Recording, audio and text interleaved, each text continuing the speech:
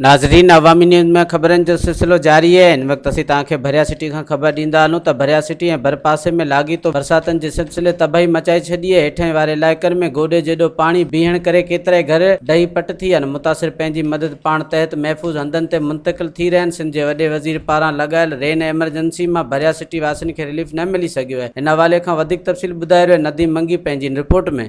भरिया सिटी ऐं भरपासे वारे इलाक़नि में चौमासे जी बरसातुनि तबाही मचाए छॾी आहे। लाॻीतो बरसातुनि सबबि शहर जे मुख़्तलिफ़ हंधनि ते पाणी बीह वियो आहे, जॾहिं त हेठाहिनि वारे इलाक़नि में केतिराई घर ऐं रोड रस्ता पाणी हेठि अची विया आहिनि ऐं ॿोॾि जहिड़ी सूरत पैदा थी वई आहे।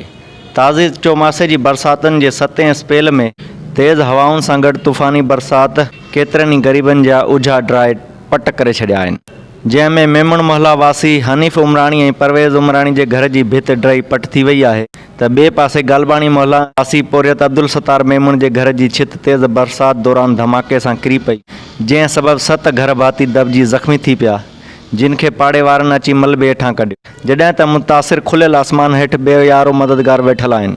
तोड़े जे सिंध जे वॾे वज़ीर सैयद मुराद अली शाह रेन एमरजेंसी लॻाई आहे, पर भरिया सिटी ऐं आसपास में बरसात जे पाणी में बेयारो मददगार वेठल कंहिं बि मुतासिर वटि को बि सरकारी कामूरो या चूंडियल नुमाइंदो लड़ी नाहे वियो।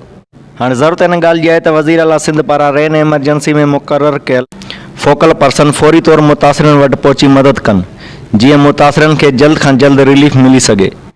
कैमरामैन ताहा मंगी सां गॾु नदीम अली मंगी, अवामी न्यूज़ टीवी, भरिया सिटी। मज़ीद खबरों और तफसीलात के लिए विजिट करें हमारी वेबसाइट www.awamiNewsHD.com।